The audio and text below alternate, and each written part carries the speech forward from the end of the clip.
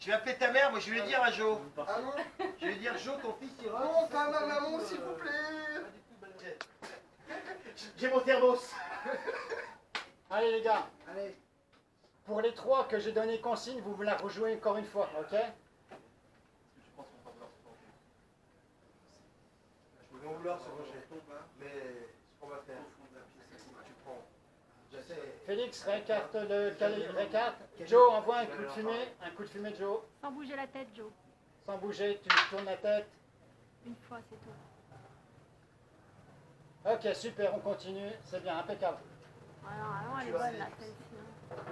On peut les faire. Si on se prend le banger. Coupé. Ah. Donc, je répète pour Amaury, tu penses être de profil. Voilà.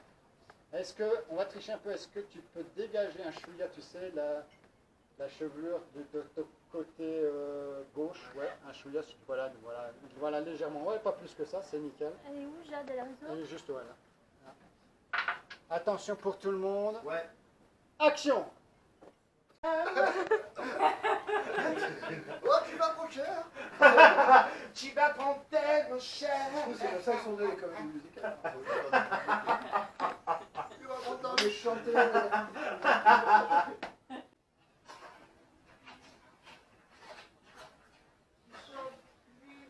Allez, allez-y. Vas-y, Gilles. Allez, c'est parti.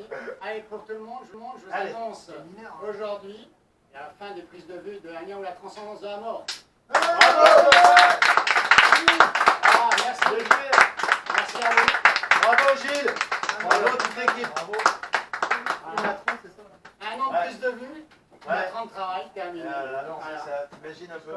Voilà, les prises de vue d'Ania ou la transcendance de la mort viennent de se terminer. Je renouvelle mes remerciements à toutes ceux et toutes celles qui ont participé à ce projet pour avoir donné de leur temps et leur investissement.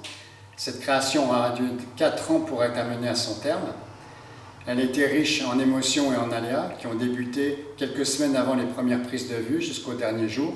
En effet, il y a eu entre autres les premiers décors qui ont été détruits. Le corbeau Lazare qui devait participer à cette création est décédé. Il y a eu du matériel défectueux au dernier moment, le désistement de modèles. Cette création m'aura amené aussi à me sortir de la zone de confort pratiquement à chaque nouvelle journée de prise de vue. En effet, j'ai utilisé, au niveau technique, pour l'éclairage des scènes, les torches comme habituellement, des lumières fixes en complément des torches et aussi la lumière naturelle.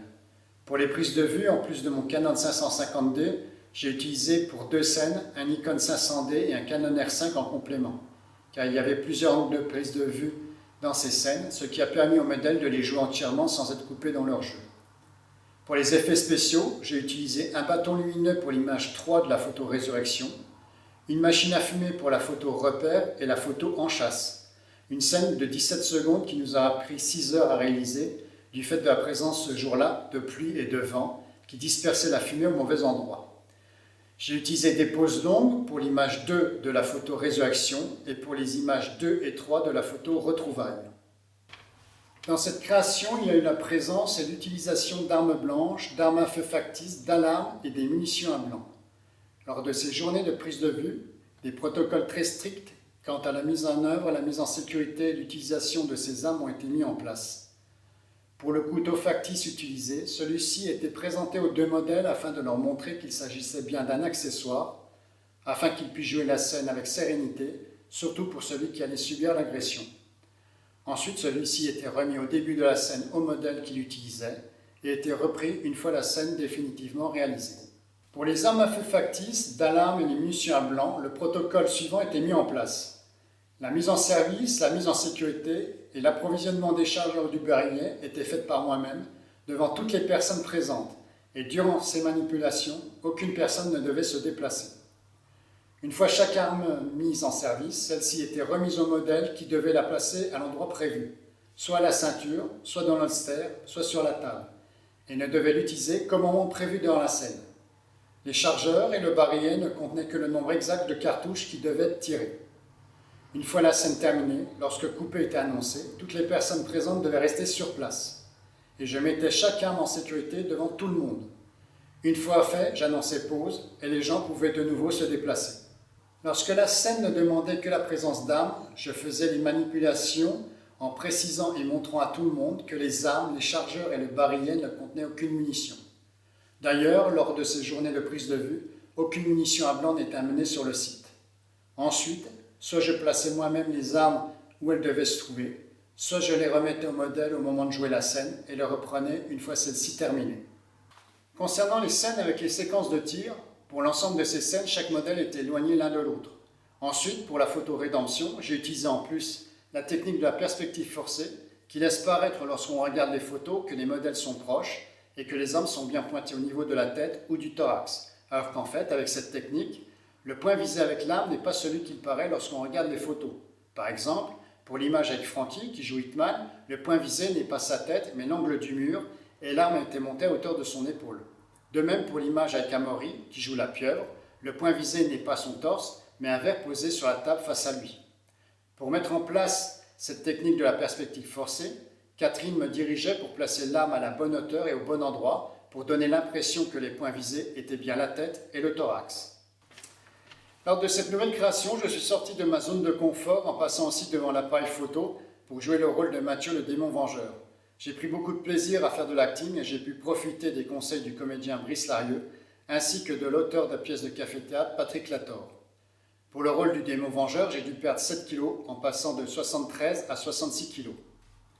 Dans toutes ces journées d'acting, le plus difficile a été de reprendre ma casquette de réalisateur à la fin des prises de vue de la photo Démon Vengeur, dont le personnage était en pleine folie, afin de gérer un alias survenu au moment des prises de vue, car j'étais resté encore dans le personnage. Ce qui a eu pour incidence que je m'adressais à Catherine qui assurait les prises de vue sur le ton et le vocabulaire du démon vengeur, ce qui n'était pas du tout cool.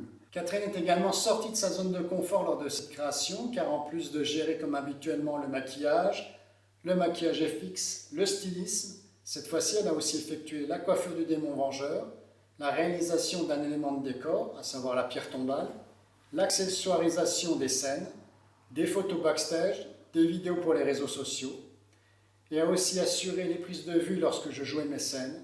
Enfin, elle a également participé comme modèle dans le rôle de Charlène.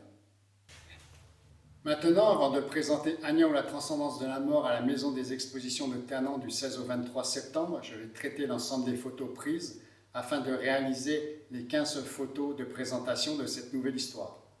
J'espère que celle-ci plaira au public. Je vous dis au revoir, à bientôt.